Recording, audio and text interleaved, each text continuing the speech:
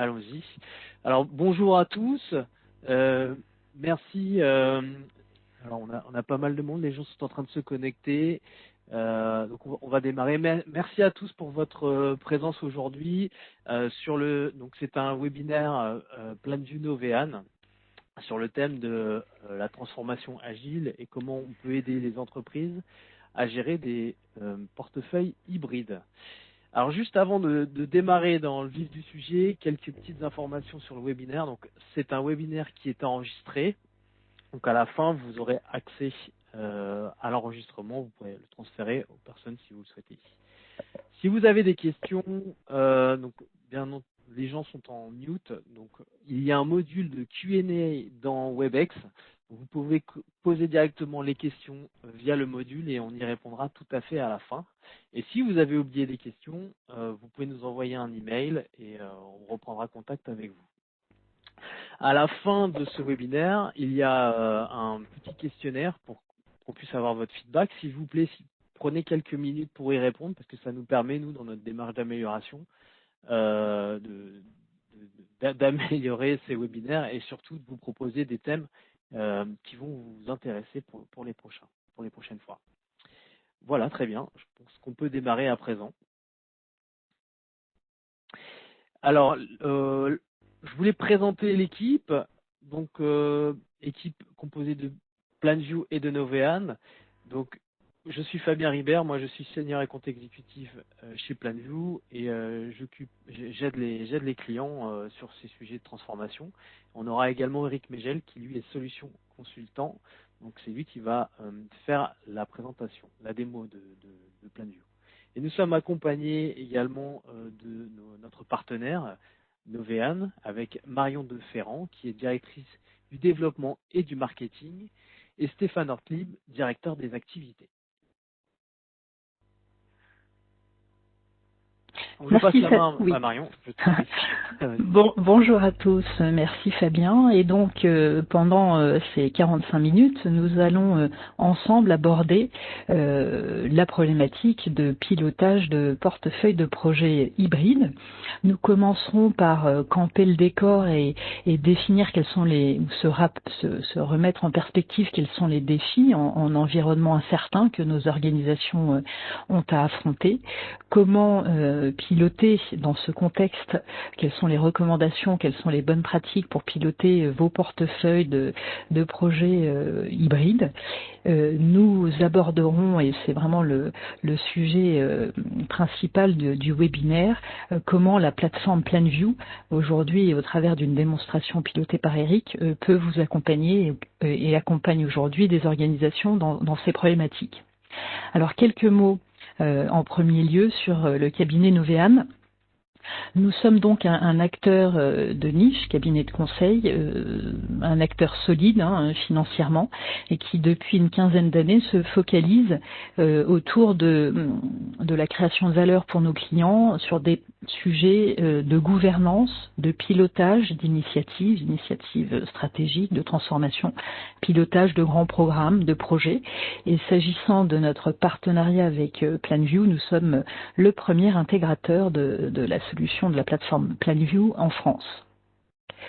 Alors, donc, camper le décor et repartager ensemble ce que l'on peut considérer comme étant un environnement VUCA. Alors, VUCA est aujourd'hui un acronyme qui n'est pas récent, qui est utilisé largement venant du vocabulaire militaire pour illustrer finalement l'environnement dans lequel se trouvent les organisations ou entreprises, permet de se dire que finalement, par rapport aux enjeux et au fait que la mondialisation de l'économie, conjuguée à l'accélération significative de la technologie, ont entraîné finalement une volatilité importante de nos marchés, mais également des comportements de nos clients, que cela produit de plus en plus d'incertitudes, avec un manque de visibilité, potentiellement des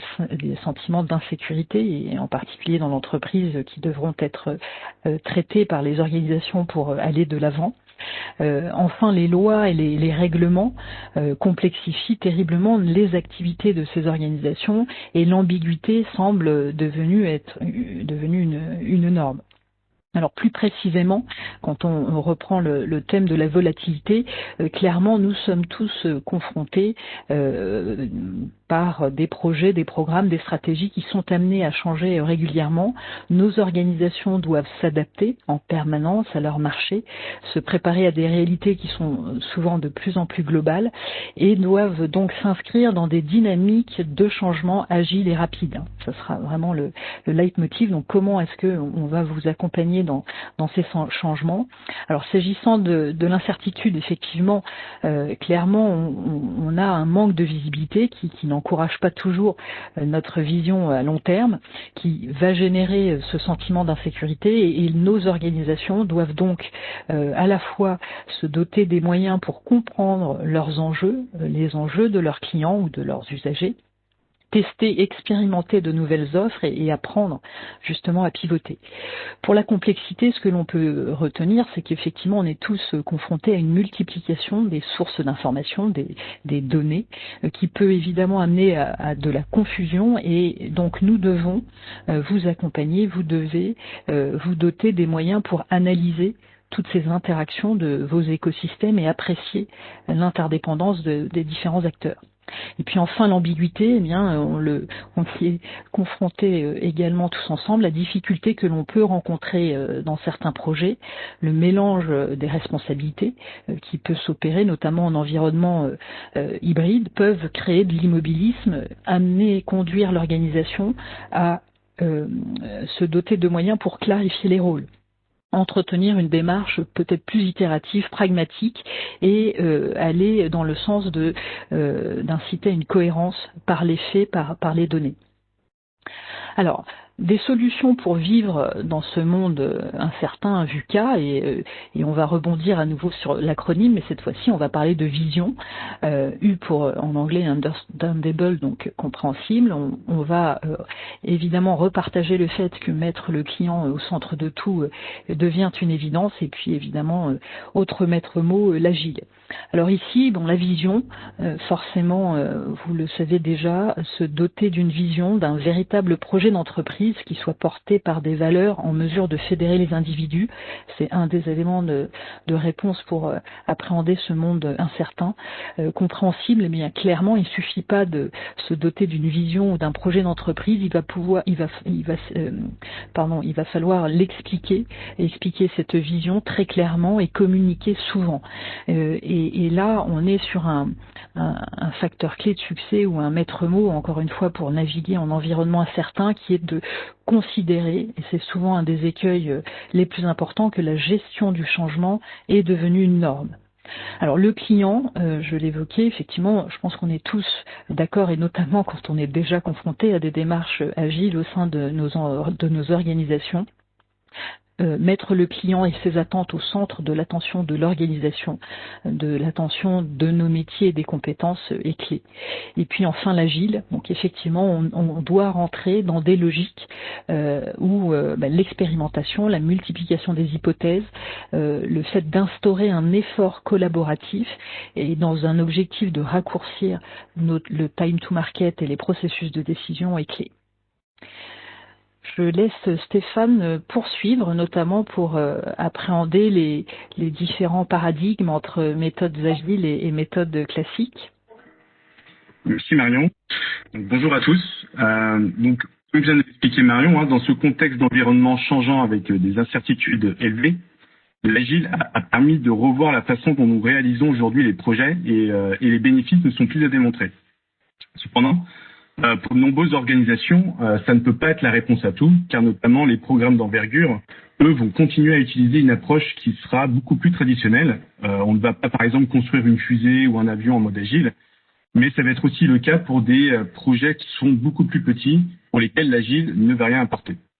Donc, pour mettre en perspective l'agile et les méthodes dites plus classiques, on va citer les principaux avantages de l'agile, qui sont notamment le fait que l'agile se concentre sur l'interaction et l'implication du client du début jusqu'à la fin du projet. Elle va aussi considérer que le besoin il ne peut pas être figé, il va proposer au contraire de s'adapter au changement en cours de route afin de trouver ce qui produit le plus de valeur et de s'assurer que d'inclure celle-ci dans le produit fini. Et donc ça va permettre au final de maximiser la satisfaction du client. Deuxième avantage, alors là on va parler de ROI. On le sait tous et ça a été démontré que le ROI de l'agile est beaucoup plus élevé que le ROI des méthodes classiques par sa nature qui est itérative et incrémentale, qui permet donc de fournir plus rapidement une solution utilisable. Par ailleurs, l'agile offre également une meilleure visibilité et donc ça va contribuer à réduire les risques et donc certains coûts. Troisième avantage, c'est l'autonomie et l'auto-organisation des équipes qui mène finalement à un plus grand épanouissement au travail et une meilleure productivité. Également, la forte responsabilisation des équipes et leur engagement va générer un cercle vertueux, augmentant la performance des équipes au global. Contrario, on va donc privilégier la gestion de ces projets avec des méthodes dites plus classiques lorsqu'on va avoir une idée beaucoup plus précise d'un projet où l'on aura prévu le coût, le temps, les ressources nécessaires pour le faire. En effet, ces méthodes classiques permettent une meilleure maîtrise du triptyque coût-qualité-délai, tout simplement parce que le besoin aura été clairement spécifié ou lié à la prévisibilité du projet. Enfin, on va privilégier les méthodes classiques parce que certaines organisations ne vont pas être prêtes pour le changement aussi drastique que requiert la culture agile. Donc, la confiance, la flexibilité et les incertitudes qui sont des variables peuvent être incompatibles avec les valeurs d'une entreprise. Cela pose donc certaines questions, de savoir comment un gestionnaire de portefeuille peut gérer deux approches qui vont être complètement différentes dans un seul endroit. Que faut-il conserver des méthodes classiques et que faut-il ajouter de l'approche agile? Ou peut-être est-ce qu'il faut faire une hybridation des deux? Alors, on peut passer à la slide suivante. Donc pour cela, différentes approches. Dans ce qu'on peut observer aujourd'hui, alors voilà, merci Marion. Dans ce qu'on peut observer aujourd'hui, les organisations qui souhaitent passer à l'agile vont utiliser différentes approches. Alors la première va être que le laisser faire, c'est-à-dire que certaines vont espérer que leur organisation et leurs processus existants vont fonctionner également avec l'agile. Alors d'après notre expérience, ceux qui adoptent cette approche ne vont pas réaliser les avantages de l'agile. Ils vont essayer l'agile, ils vont lutter, ils vont expérimenter, et finalement ils vont décider que cela ne fonctionne pas pour eux. Alors comment on peut expliquer cela? La gestion de projet traditionnelle réussit à s'aligner finalement avec une stratégie et à résoudre les problèmes avec plusieurs parties prenantes. La rigueur et la clarté du reporting dans la gestion de projet traditionnelle vont permettre notamment de garantir que les organes de gouvernance sont capables de prendre des décisions à long terme. Ces forces-là sont exactement ce qui rend une approche agile incompatible. La structure de gouvernance mise en place et qui est utilisée pour ralentir les décisions d'investissement ne fonctionnera pas pour des sprints rapides. Deuxième approche que l'on peut constater également, c'est que d'autres organisations, à l'inverse, vont adopter totalement l'agile, mais par contre, ce qui va induire finalement qu'ils vont perdre le contrôle de leur programme basé sur les approches classiques. Notre constat, c'est ceux qui vont essayer d'adopter pleinement les dernières innovations de l'agilité en récolteront les fruits lorsqu'ils pourront l'utiliser efficacement, mais auront du mal à associer ces nouvelles méthodes à leurs projets les plus grands et les plus difficiles. Donc, typiquement, les programmes massifs ne peuvent pas être en mesure de livrer quoi que ce soit de concret en 2 semaines. Dernière approche, finalement, c'est celle qui consiste à adopter une approche hybride, et donc qui va prendre en compte les deux approches, à la fois l'approche, on va dire, agile et une approche avec les méthodes plutôt classiques. Cette approche hybride va donner les meilleures chances de succès tout en poursuivant la transformation agile. Il va prendre le meilleur des deux et de manière proportionnée. Les projets avec des besoins incertains mais dont les responsables sont clairement identifiés peuvent être livrés de manière agile, tandis que ceux qui nécessitent des phases de mise en œuvre longues et complexes pourront être livrés de manière plus traditionnelle. Alors, pour garantir la réussite de cette approche hybride, les différents facteurs, le principal facteur clé de succès est de bien communiquer sur l'agile au sein de son organisation, sur ses bénéfices, qui va replacer le client au centre de la démarche d'innovation et qui va permettre d'augmenter la valeur produite. Mais attention, une bonne gouvernance est essentielle à une gestion efficace de portefeuille. Et pour gérer avec succès un portefeuille hybride, on a 2 facteurs clés de succès principaux. C'est d'abord s'assurer que le processus de gouvernance peut fonctionner aussi avec l'agile. Alors ça va passer tout d'abord par l'acculturation, la formation, afin de comprendre l'importance du sponsorship et de l'accompagnement que nécessite l'agilité. Il faut également faire l'évaluation de ces cycles de gouvernance et de reporting et se concentrer sur le retour d'expérience plutôt que sur un simple ROI, afin de prendre du recul et de voir ce qui peut être amélioré. Autre facteur clé de succès sur la gestion d'un portefeuille hybride, c'est le reporting. Celui-ci doit refléter une approche diversifiée, c'est-à-dire assurer à la fois une cohérence lorsque cela est possible, notamment, alors je vais donner quelques exemples sur les bénéfices obtenus et l'alignement stratégique, mais il doit aussi pouvoir s'adapter en ce qui concerne la planification à long terme et la budgétisation à long terme. Pour finir, l'accompagnement au changement de l'organisation est un élément indispensable de l'intégration de l'agile et donc à la réussite de la gestion d'un portefeuille hybride. Peter Drucker, qui est un théoricien américain du management, disait que la culture mange la stratégie au petit déjeuner. Alors malheureusement, cette déclaration s'est montrée juste dans bien des déploiements, même ceux qui étaient les plus élaborés. Mais ceux-ci étaient soumis à une culture organisationnelle qui était non préparée à l'intégration de nouvelles méthodes de travail. Il faut donc, et ça c'est très important, il faut donc veiller à ce que l'organisation soit réceptive au changement. Donc, ce que l'on constate, nous, c'est que pour faciliter cette appropriation, il vaut mieux adopter une approche étape par étape, car elle fonctionne beaucoup mieux qu'une transformation de type Big Bang, et ce pour une raison simple. Cela va limiter le nombre de changements que l'organisation va avoir à traiter à la fois. Et notamment, si on prend un exemple, les product owners vont avoir besoin de temps pour comprendre leur nouveau rôle et s'habituer à une implication qui va être beaucoup plus importante que ce à quoi ils étaient habitués dans une approche cycle en V. Donc dans cette nouvelle approche hybride, ce qui a pu être perçu autrefois comme un échec doit être reconnu comme une opportunité d'apprendre. Un exemple, on entend souvent sur les projets dits cycle en V que l'échec n'est pas une option. En réalité, il y aura souvent de nombreux échecs et d'opportunités d'apprendre pendant la mise en œuvre d'un programme ou d'un projet. Quant au projet agile, ils vont essayer, ils vont expérimenter et s'ils échouent, ils testeront autre chose de nouveau jusqu'à atteindre l'objectif prévu initialement. Donc voilà, je vais passer à présent la main à Fabien et Eric qui vont nous montrer comment la plateforme PlanView permet de gérer ses portefeuilles hybrides avec succès. Oui, alors merci beaucoup. Donc on va essayer maintenant. L'objectif c'est vraiment de présenter la solution. Donc je vais aller le plus rapidement possible là pour positionner PlanView et passer du temps sur la démo de la solution. Quelques mots donc sur PlanView. On est un éditeur de solutions logicielles. On est concentré sur deux sujets principaux qui sont le portfolio management et le work management. Portfolio management comme ça peut être du lean portfolio management comme vous voyez, ou du project portfolio management, ou même de l'application portfolio management. On a pas mal de dimensions possibles dans la solution, ou le work management pour délivrer tout type de projet. Hein. Donc on a parlé d'hybride, on est en train de parler d'hybride aujourd'hui, que ce soit des projets classiques, cycle V ou agile.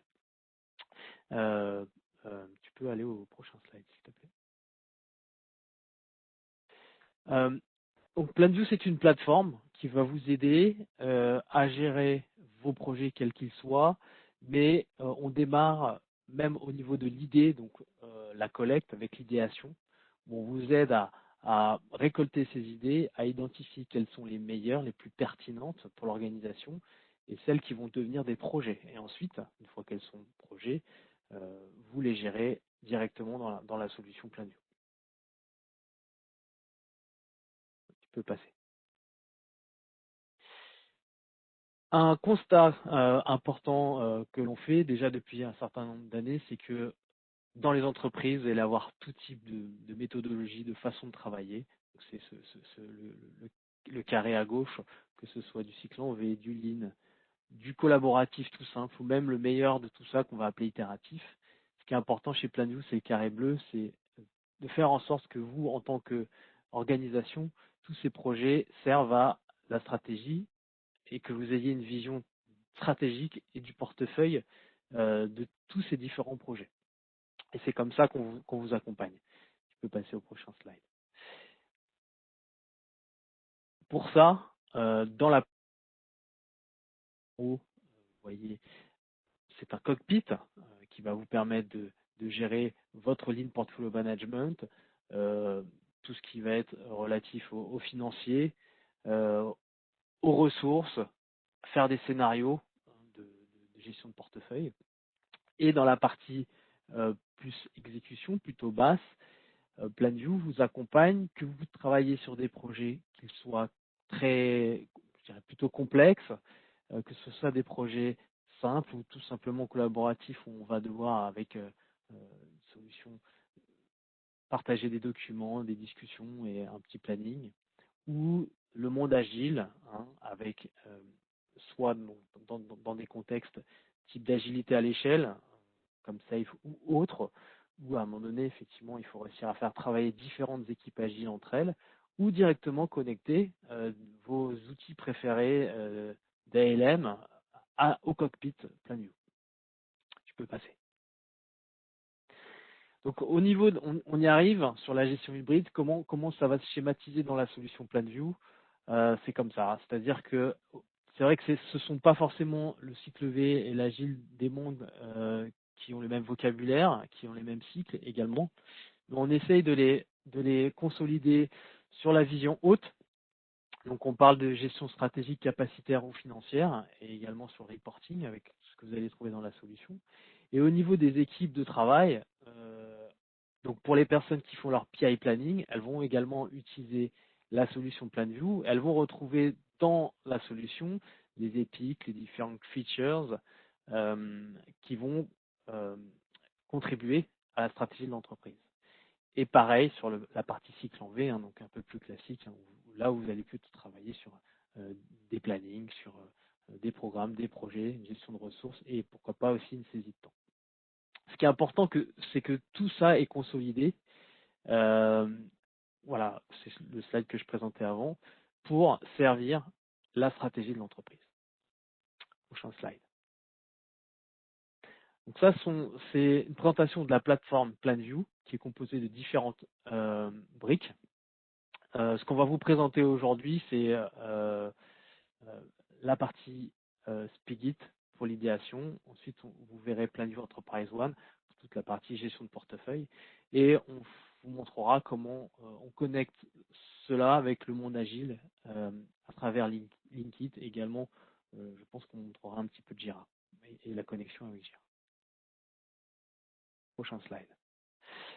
Donc ce positionnement que je viens de partager avec vous, il est reconnu par les analystes du marché, notamment Gartner. Donc on vous a mis les deux qui font sens par rapport au webinaire d'aujourd'hui, celui du PPM et celui de l'Enterprise Agile Planning. Donc, PlanView se retrouve très bien positionné depuis 2020 et c'est parce que PlanView a fait cette transformation. Donc on a fait notre propre transformation agile pour faire évoluer notre solution. Ce qui est important, c'est que vous allez voir que les prochains Gartner qui vont arriver incessamment sous peu vont changer. Et alors, on pense très fortement qu'il va y avoir une fusion de ces deux mondes. Donc vous, en tant qu'organisation, si vous souhaitez faire le choix d'une solution PPM ou d'une solution d'enterprise agile planning, je pense que c'est important d'avoir une vision moyen voire long terme et de choisir une société qui va pouvoir vous accompagner sur ces différents sujets. Voilà. Prochain slide. On arrive à la démo. Donc le contexte, on s'est mis plutôt dans un contexte d'une entreprise du monde financier, donc une banque ou une assurance, avec un plan de transformation qui est lancé par la direction de l'entreprise sur 3 ans. Cette entreprise, elle a 3 value chains. Donc la première sur la banque d'investissement, sur la deuxième la banque de détail et la dernière sur la corporate banking. Et ils sont dans un contexte où aujourd'hui ils ont 90% de projets cycle V et ils ont comme ambition de passer sur une majorité de projets agiles en 2022. Et notamment, ils ont décidé de le faire avec l'agilité à l'échelle sur un modèle safe afin d'être plus proche des clients, de livrer plus rapidement de la valeur, que ce soit en interne ou en externe. Voilà. Je suis allé un petit peu vite parce que je voulais vraiment qu'on passe du temps sur la démo. Je laisse la main à Eric Megel qui va illustrer tout ça dans PlanView après. Donc, il faut qu'on me passe la main, s'il vous plaît.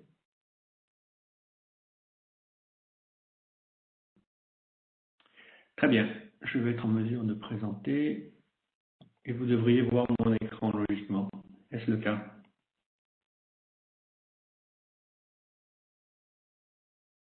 Est-ce qu'on voit mon écran? Oui. Oui, parfait. Ok. Donc, bon, quelques mots sur PlanView. On va illustrer les propos de Marion, Stéphane et Fabien dans la solution. Donc, on est ici dans un exemple de ce que pourrait être un PlanView chez nos clients. Hein. Donc, PlanView, c'est une solution configurable. Donc, prenez ce que vous allez voir comme étant un exemple de configuration et en aucun cas un produit fini dans le sens un produit fini par rapport à un contexte client. C'est vraiment quelque chose de, entre guillemets, générique. Les concepts fondamentaux, c'est notamment l'utilisation du ruban. Hein. Donc, vous voyez ici, en fonction de qui on est, on a un ruban qui permet d'accéder aux informations. Et donc là, je suis connecté avec un profil, on va dire, de top manager qui pourrait avoir une vision globale de ses activités. Donc ici, moi, mon objectif, hein, c'est en tant que top manager, c'est d'arriver à comprendre ce qui se passe, à comprendre quels sont les grands indicateurs que je veux suivre au sein de mon organisation, que ce soit géré en mode agile ou cycle en V, c'est pas trop mon problème. Moi, ce que je veux, c'est innover et apporter à mes clients les meilleures solutions. Donc ce type de dashboard, il permet, alors je précise juste, c'est du Power BI, hein, pour ceux qui connaissent, on encapsule la technologie Power BI de Microsoft dans l'application PlanView. Donc ce type de dashboard, il permet et là vous avez quelque part déjà des concepts d'hybride, hein, puisqu'on va pouvoir ici mélanger des concepts très classiques en termes de coûts, vous voyez par là sur la droite, hein, donc j'ai un certain nombre de missions, la digital transformation, grandir, améliorer mes services. Je peux voir en bleu ce qui était budgété, en rouge ce qui est déjà consommé, j'ai ma répartition de CAPEX, d'OPEX dans le temps. Donc ça, c'est quelque chose de très, j'allais dire, portefeuille traditionnel. J'ai ici des mix, notamment par rapport au programme EPIC, hein, c'est-à-dire que je peux voir combien j'ai de grandes initiatives aujourd'hui qui sont dans l'organisation, combien sont à risque. Donc là, on est vraiment dans un contexte bien hybride. Et sur la partie droite, on a des reflets des porosités hein, qu'il peut y avoir entre les mondes agiles et hybrides, hein, et cycle en V, puisque on était très piloté par les coûts dans le mode cycle en V, on est de plus en plus piloté par la valeur dans le monde agile, et on peut voir au travers d'exemples ce qu'on appelle dans le contexte SAFe des objectifs qui résultent, hein, des OKR. Ici, comment certains OKR que je souhaite suivre, hein, par exemple le nombre de visites ou de clients qui se connectent et qui vont effectuer des transactions sur mon site web, je peux voir où j'en suis par rapport aux objectifs que je me suis fixés. Et donc aujourd'hui, dans l'organisation qu'on peut mettre en place, on peut définir des OKR non seulement dans le monde agile, mais on peut également utiliser ce type d'indicateur dans le cycle en V. Alors là, si par exemple je suis, j'ai envie d'améliorer certains points, par exemple la customer conversion ou la gestion des risques ici qui ne sont pas suffisamment réduits, je peux sagement attendre que les personnes de mon entreprise fournissent des business cases, mais je peux aussi également être plus proactif dans mon exercice avec la constitution de ce qu'on appelle des challenges. C'est-à-dire ici, on va pouvoir solliciter l'organisation, hein, donc on va pouvoir créer ce qu'on appelle donc des challenges, qui sont des questions directes que l'on peut poser à chacun des employés de la société. On peut même, pourquoi pas, solliciter des partenaires externes, hein, ou des clients externes, pour leur demander qu'est-ce qu'on pourrait produire comme nouvelle solution, si on est dans un contexte ici par exemple bancaire, comment on pourrait réduire et augmenter l'efficacité, comment, si on est dans un contexte industriel, comment je peux réduire les accidents de travail, ce genre de choses. Donc on peut ici créer des challenges, les ouvrir à qui on veut, donc ça peut être potentiellement très large, hein, et de cette manière solliciter la foule pour avoir un certain nombre d'idées, hein. Donc ici, si on ouvre une idée qui a été postée, donc je vois ici qu'on a quelqu'un qui s'appelle A.G. Chevel qui a posté une idée, donc au travers d'un formulaire simple, on peut voter, hein, on peut dire ok, moi cette idée elle me va bien, donc je vais voter dessus, je peux mettre des commentaires, je peux faire un certain nombre de choses, et définir un cycle de vie qui va diriger ces nouvelles idées, hein. Donc là vous avez un cycle de vie avec un certain nombre d'étapes qui vont permettre de la soumission de l'idée jusqu'à la validation, la revue des experts, donc tout ça c'est configurable évidemment, arriver jusqu'à la sélection des idées qui vont être inclus dans le portefeuille. Donc là, un des enjeux clés, hein, c'est de traiter cette volumétrie, cette masse, hein, et on a dans PlanView la possibilité d'utiliser par exemple le nombre de commentaires, le nombre de votes, le nombre de visions, hein, comme étant des critères qui vont automatiser le passage de l'idée d'une phase à une autre. Et on pourra dire par exemple, si l'idée a été vue plus de 3 fois et elle a eu plus de 3 commentaires et 2 votes, automatiquement elle va passer de la soumission à la validation, et si elle a été revue encore plusieurs fois, elle va passer automatiquement de la validation à la revue des experts, etc. etc. Donc in fine, on définit un portefeuille avec les idées qui sont les plus intéressantes, hein, celles qui vont se transformer en projet ou en développement, enfin en épique dans le contexte agile, mais on arrive ici à la définition de l'ensemble des initiatives qui vont permettre d'améliorer ce que je souhaite améliorer. Par exemple, ici, quels sont les services que je peux proposer à mes clients pour me démarquer de la compétition. Donc, une fois qu'on a ça, on a ce type de vue où on a la vue portefeuille typique, hybride, hein, qui va permettre d'avoir dans une vue consolidée eh bien, des investissements qu'on soit au sens classique, hein, programme, projet. Donc ici, j'ai une entreprise hein, qui a un certain nombre de missions. On les a vues tout à l'heure hein, dans le dashboard. Chacune des missions étant déclinée selon la terminologie agile ou cycle en V.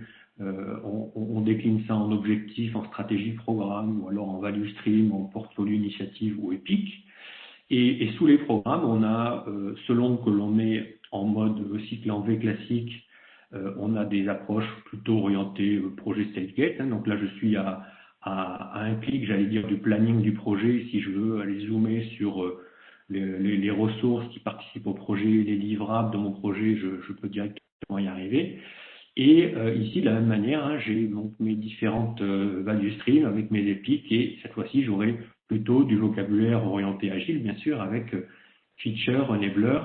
Et donc ici, je vais pouvoir, si on reprend un peu l'histoire hein, qu'on voit depuis tout à l'heure, hein, donc si j'identifie un certain nombre de faiblesses, je peux solliciter la foule, l'organisation, hein, donc et inscrire une ou plusieurs de ces initiatives dans mon portefeuille, et selon le contexte, je vais choisir de la développer plutôt en mode agile, de l'inscrire en portefeuille plutôt dans le portefeuille côté agile ou plutôt dans le côté cycle en V. Mais avant de s'engager sur une initiative, quelle qu'elle soit, hein, il va se poser notamment les problématiques budgétaires, hein, c'est-à-dire que on a bien sûr derrière ces initiatives, on a des objectifs de coûts et de revenus, hein, donc il va être important dans un exercice de pouvoir se dire voilà le budget que je vais mettre sur tel programme, telle initiative stratégique, tel value stream ou telle mission par exemple, et de voir comment le pipe de ce qu'on me demande de faire plus ce que moi je suis en train de réaliser, eh bien comment ça peut être tenu dans les contraintes budgétaires que j'ai. Et donc c'est ici l'objet de cet écran hein, qui est de cette fonctionnalité de PlanView, qui est certainement l'une des les plus intéressantes en termes de ROI, puisqu'elle va permettre ici de confronter la situation, votre portefeuille existant avec vos contraintes financières et vos contraintes de ressources. Donc on voit ici dans les situations courantes, hein, vous dépassez votre budget, vous n'êtes pas à objectif de revenus, vous avez des dépendances, des conflits de dépendance, c'est-à-dire que vous avez plutôt refusé des projets qui sont dépendants de projets déjà acceptés, donc il va y avoir un conflit à ce niveau-là. Et PlanView vous permet ici de définir un certain nombre de scénarios, hein, donc vous pouvez créer plusieurs scénarios dans lesquels vous allez pouvoir prendre des hypothèses. Et ici, par exemple, dans le scénario que je suis en train de construire, qui est un scénario qui va me permettre de définir mon programme incrément, eh bien, je vois que j'ai commencé à résoudre un certain nombre d'alertes, hein, puisque j'ai résolu mon problème de dépendance et mon problème de coût, puisque je suis ici en dessous des coûts. J'ai un budget de 0,69 et mes initiatives acceptées, c'est 0,56. Par contre, je vois qu'effectivement, je suis en dessous de mes objectifs de revenus, puisque j'ai un objectif de revenus de 3,78 millions, alors que les initiatives acceptées ne m'en ramènent, entre guillemets, que 3,08. Donc moi, dans mon exercice ici, en fonction des priorités, du classement prix de la priorité qui m'est fait ici, alors notamment on peut utiliser des indicateurs de type scoring ou WizJeff si on est dans le monde agile, je vais pouvoir faire des simulations, dire par exemple cette épique, si je la prends, eh bien, cette épique, si je la prends, c'est magnifique. J'atteins mes objectifs de revenus, je reste dans mes coûts. Par contre, j'ai des dépendances ici qui sont une rupture de dépendance, puisque je vois que cette épique, elle est dépendante de cet investissement. Donc, je vais également devoir considérer cet investissement. Et lorsque l'on fait ça, magnifique, on a résolu tous les problèmes, on reste dans les budgets, on dépasse les objectifs de revenus et on n'a plus aucun souci de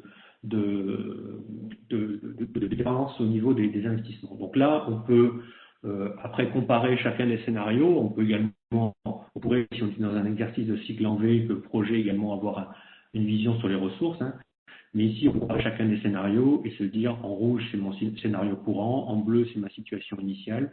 Je peux voir d'un point de vue contrainte, est-ce que je suis bien ou pas, et d'un point de vue impact que ça a. Donc ici, par exemple, je vois que je vais mettre moins d'argent sur le cash, moins d'argent sur le trading, et par contre, je vais beaucoup plus investir sur mon capital market. Voilà. Donc, je peux voir ici un certain nombre d'axes que je choisis de manière à pouvoir valider dans mes steering committees si le scénario sur lequel je suis en train de travailler est le scénario sur lequel on veut s'engager, et si on est OK, on le publie et ça devient la nouvelle roadmap du portefeuille. Donc, si on est dans un monde ici, si on s'intéresse particulièrement à la partie safe, ces initiatives, on peut les décliner sous format Kanban. L'une des grandes forces de PlanView, c'est d'offrir une grande flexibilité sur la manière de décrire vos Kanban. Vous voyez ici pour les trois grandes étapes, en bleu l'étape non démarrée, en vert l'étape démarrée et en noir ici l'étape finished. On peut décliner en sous-étapes. Donc ici vous voyez par exemple l'étape finished où on a terminé et puis l'archive. Sur la partie backlog, entre guillemets, j'ai ce sur quoi je me commit et mes différents programmes incréments qui sont ici. Et ce sur quoi je travaille en ce moment. Avec mes différentes équipes, je peux mettre des critères de type WIP limit. Je peux également consulter les dépendances qu'il y a entre les différents investissements, entre mes thèmes ici stratégiques, ou entre les enablers ici et les équipes. Je vois les dépendances qu'il peut y avoir entre différents investissements. Donc là, je vois les différents trains, je vois des informations également sur les différentes épiques avec la capacité de développer en MVP. Donc je veux vérifier mes hypothèses. Donc là, on est en mode MVP. Et si on souhaite après persévérer avant d'arrêter d'investir, j'ai ici une colonne persévérer qui va me permettre de continuer à travailler sur l'investissement en sortant du mode pur MVP. Des informations également sur que vous voyez, par exemple des estimations de taille en format un peu t-shirt, S, M, X, XL, ce genre de choses, des informations liées aux dates. Et également à ce niveau-là, ce qui est intéressant, c'est qu'on va pouvoir ici découper, j'allais dire, cette épique en différents features. Donc on a la possibilité d'aller associer des enfants, des cartes enfants qui vont être ici dans le modèle safe des features. Et je peux voir ici directement l'ensemble des features qui sont en cours, celles qui sont finies, et de cette manière-là avoir des informations au niveau épique que je peux après moi détailler dans d'autres tableaux. Donc je vais ici par exemple, si je veux aller consulter les features, je vais aller ici dans un tableau d'équipe,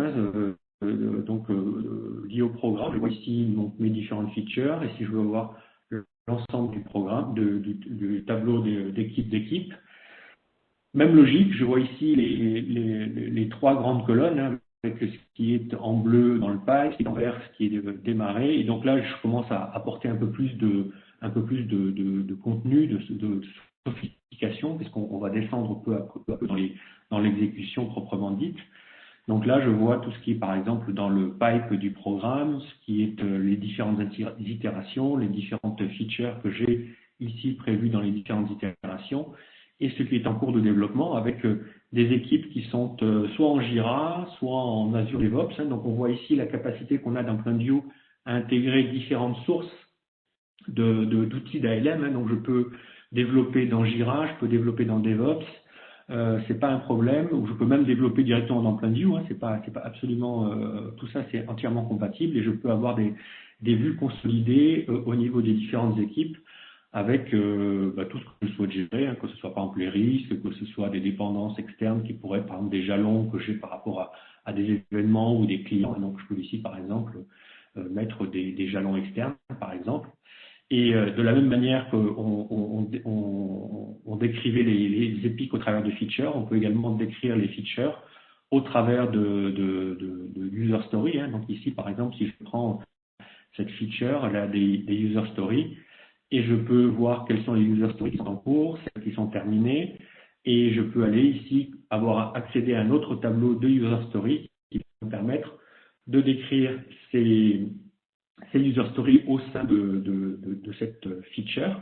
Et de la même manière, on voit ici les différentes équipes avec l'équipe Jira, l'équipe de Azure DevOps qui travaillent au sein de user stories, avec des user stories et avec ce même concept de backlog, de ce qui est en cours de délivrance et ce qui est sur la droite terminé. Et je vais, alors soit ici gérer mes user stories directement dans PlanView, soit accéder à des outils de type Jira. Donc ici, si on souhaite gérer cette user story dans Jira, eh bien ici on a directement l'accès à Jira qui est faisable. Donc je peux, en tant que membre d'équipe, je peux aller mettre mes informations. Je peux également, si je le souhaite, directement créer une user story dans Jira et on va voir que cette user story elle va être directement remontée dans PlanView. Donc ici, je vais l'appeler clone webinar user story, par exemple. Donc là, je vais la créer. Et donc ici, je vais pouvoir mettre derrière des commentaires. Donc dans Jira, je vais pouvoir dire ici que c'est pour faire quelque chose. Donc, je frappe. Je vais pouvoir mettre ici une taille, par exemple, et mettre un commentaire. Je vais dire qu'il faut faire quelque chose. Voilà. Donc le temps de le dire, ça va être remonté directement dans le tableau que j'ai vu ici. Donc on voit ici la user story qui apparaît. Je vois toutes les tailles avec ici le sizing qu'on a mis, la description, le commentaire. Donc, et ici, donc soit directement dans PlanView, soit dans Jira. Si je reviens dans Jira, je vais pouvoir dire par exemple, je travaille dessus, donc je vais ici pouvoir informer les personnes. Donc je suis en train de travailler dessus. Je sauvegarde et vous voyez le temps de le dire. On va voir que cette user story, elle est maintenant dans la colonne in progress avec les commentaires qui ont été rajoutés. Donc maintenant, on voit celui-ci. Et derrière, si je termine maintenant ma user story, je lui dis que c'est terminé. Et je lui dis fini. On a ici le reflet. La user story va maintenant passer dans la partie complete. Et elle va être prête pour l'archive. On peut également... oui. Si je peux ajouter, donc vous voyez, c'est assez facile d'avoir des équipes de développement qui vont travailler dans leur outil de dev, type Jira, et les product owners qui, eux, vont faire travailler plusieurs équipes de dev en même temps, ou les release train engineers, eux, qui ont besoin de vision consolidée, d'avoir cette vision consolidée dans PlanView. Ou même les métiers, on a beaucoup de clients qui, les métiers préfèrent travailler dans PlanView parce que c'est plus simple que dans un Jira, par exemple. Pour eux, c'est plus facile à comprendre. C'est comme ça que très facilement, vous allez pouvoir organiser votre façon de travailler dans l'outil avec les préférences de chacun. Merci bien. Et également, en complément de ce que vient de dire Fabien, le fait que souvent on a différents process dans Jira, on n'a pas forcément un Jira qui est appliqué à toute l'organisation.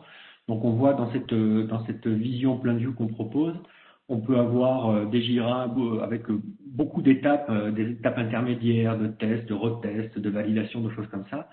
Et alors que d'autres équipes ont des process beaucoup plus simples, par exemple, et on voit qu'ici dans PlanView, je peux remonter tout ça dans une espèce de, je vais dire, PlanView ici, on pourrait qualifier de buffer quasiment de toutes les intégrations Jira et avoir une vision consolidée de tout ça indépendamment du process. Autre point, on a par exemple un client qui utilise PlanView, la vision que vous voyez, pour faire les PI planning. Ils utilisaient d'autres solutions avant, type Miro ou Klaxoon, et ils sont passés sur PlanView parce que ils font le PI planning et c'est fait. Donc il n'y a pas besoin de ressaisir, il n'y a pas besoin de faire de lien, tout est fait. Donc on garde tout ce qui a été fait pendant le PI planning dans la solution. Donc ça aussi et pareil pour toutes les dépendances, vous allez voir, peut-être qu'il va le montrer après, c'est que très facilement on peut gérer toutes les dépendances dans ce type de vue. Alors, on peut également mettre des informations de type qui sont très pertinentes, notamment pour remonter. C'est de dire qu'un membre de l'équipe, il peut dire attention, là j'ai par exemple mon serveur doit être patché, par exemple. Vous voyez, si on est dans un contexte IT ici, donc on peut dire qu'on bloque la carte. Ici, vous avez l'information qui apparaît ici, et les informations, elles remontent au niveau, alors directement au niveau de la carte parent, et donc on voit que cette user story est associée à la feature. Donc ici, au niveau de la feature, si je remonte sur la feature, je vois ici au niveau de mes cartes enfants, donc je vois ici ma clone webinar user story, et je vois ici que le serveur doit être patché. Donc ici, moi, quand je suis un release trainer ingénieur, un responsable de produit, que j'utilise cet environnement Kanban pour travailler avec mes équipes, j'ai ici directement des informations qui peuvent me remonter du terrain. Et le dernier point, parce que je vois que l'heure tourne, le dernier point, c'est que ces informations-là, on les a également au niveau portefeuille, c'est-à-dire que on a bien sûr tout ce qu'on a vu au départ au niveau portefeuille, arbitrage, vision globale on va dire d'un entreprise PMO ou d'un manager. Ici, moi je vois dans ce type de vue, avec les alertes que je peux avoir, combien j'ai de features qui sont bloquées, combien j'ai d'événements bloqueurs. Ce qu'on appelle d'événements bloqueurs, c'est non seulement la feature qui est elle-même bloquée, mais éventuellement des user stories qui sont en dessous de cette feature qui pourrait être bloquée. Donc c'est par exemple le cas de cette New High Priority Epic, où j'ai ici deux cartes enfants. Donc c'est pas l'Epic en elle-même qui porte le problème, c'est l'enfant. Et donc ici, quand je suis à un clic de l'information, il faut comprendre ici quelles sont les cartes qui sont bloquées. Donc je vois ici qu'on a bien les deux cartes qui sont bloquées avec ici l'information qui apparaît. Donc on a la valeur ajoutée de la plateforme PlanView, c'est de pouvoir, ça sera ma conclusion, c'est de pouvoir avoir des visions de très haut niveau qui vont consolider un certain nombre d'informations. Je vais pouvoir solliciter l'organisation pour alimenter mon pipe, pouvoir utiliser des indicateurs, des métriques financiers, mais pas que. Je peux également utiliser ce qu'on appelle des EPR pour participer à la discussion, faire mes arbitrages. Et après, quel que soit le mode d'exécution, qu'on soit en mode cycle en V avec les projets, avec les livrables, les jalons, ou qu'on soit en mode agile avec des frameworks de type SAFe notamment qui sont utilisés pour permettre d'avoir cette vision un peu hiérarchique, où on part de très haut niveau pour arriver jusqu'aux équipes de développement qui, elles, utilisent des outils divers et variés avec des process divers et variés. Tout ça, ça rentre en compte dans une même et unique plateforme et vous avez tous les indicateurs pour piloter et faire avancer vos différentes initiatives. Voilà, j'en ai terminé. Peut-être on fait une petite synthèse ou... Oui, alors On a prévu un slide de synthèse. Marion, si tu peux reprendre la main. Et après, on va conclure. On a un peu dépassé, désolé. On prendra peut-être j'ai eu deux questions. Alors oui, donc Eric m'a redonné la main. C'est le dernier slide, l'avant-dernier slide. Il faut que tu repartages. Ouais. Parfait. Voilà, donc en synthèse, donc on a ici les différentes strates que l'on a vues avec les différents niveaux. Donc on est parti d'un rapport Power BI où on pouvait voir directement dans PlanView comment on avait cette vision hybride avec des indicateurs qui vont me permettre, moi en tant que manager, de pouvoir, en tout cas, essayer de réorienter certaines choses en fonction des métriques qui me sont remontées.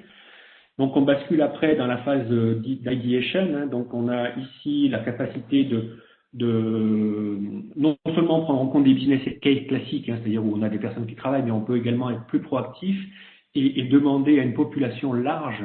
Et il y a des statistiques intéressantes qui disent qu'un tiers des idées retenues viennent de populations qui ne sont pas des expertes dans leur domaine. Donc, c'est cette capacité qu'on a à solliciter la foule au travers de la plateforme d'IDFN est quelque chose qui peut apporter beaucoup de valeur dans l'organisation. Donc, une fois qu'on retient les meilleures idées, on les inscrit dans un portefeuille. Donc, on va pouvoir ici, selon que l'on met ici, bon, là, c'est dans le cas de l'agilité, mais d'une manière plus globale, on inscrit ces investissements dans le cadre d'une vision portefeuille qui va permettre de pouvoir avoir une communication directe entre les entreprises PMO et les release train engineers et les responsables de produits. Et dans un dernier niveau, on va dans la partie plus DevOps, où on a alors soit des gens qui utilisent des outils Azure, DevOps, Jira ou autres, ou Version One par exemple, pour développer leurs informations. Et on peut également utiliser pour directement PlanView, j'allais dire au sens Kanban, pour pouvoir, pour les populations plus métiers qui ne sont pas forcément à l'aise avec des outils très techniques, on voit que si on veut embarquer des juristes, des ressources humaines, bon, leur mettre un Jira dans les pattes, c'est un peu compliqué.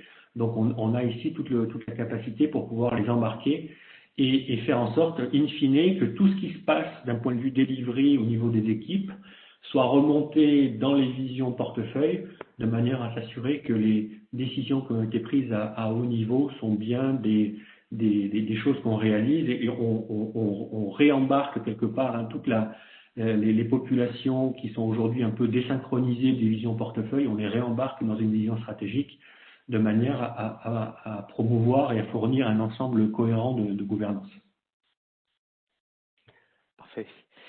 Merci. Donc on a fini, on a un petit peu débordé. On va prendre quelques questions, alors peut-être deux questions. La première, elle est sur la typologie de clients qui utilisent PlanView. Donc on a différents types d'organisations, que ce soit petites entreprises ou très grandes entreprises, différents types de marchés.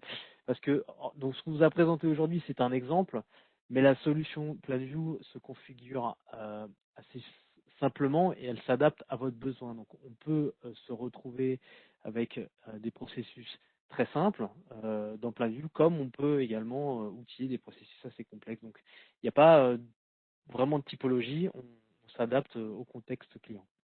L'autre question, elle est sur est-ce que PlanView permet de gérer les dépendances entre les projets?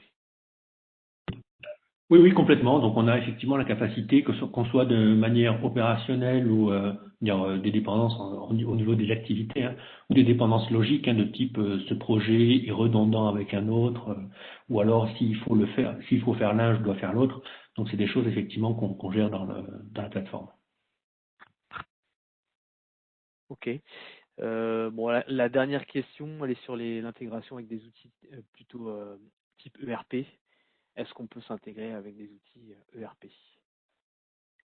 Oui, donc PlanView, c'est effectivement une solution complètement ouverte qui va permettre, et on va dire c'est le cas chez 95% de nos clients qui vont s'intégrer avec des ERP pour gérer des flux entrants, sortants, pour gérer tout ce qui est facturation, réception de l'engagement, du facturé, ce genre de choses. Oui. Parfait. Bon, il est 56, donc on a bien dépassé. Merci à tous, merci pour vos questions et votre attention, et également merci à Novéane de nous avoir accompagnés pour ce webinaire. On vous donne rendez-vous pour les prochains, donc qui seront en 2021. Donc on doit faire la programmation. On vous enverra à tous le programme pour 2021 pour que vous puissiez vous connecter si vous êtes intéressés. À bientôt. Merci, au revoir.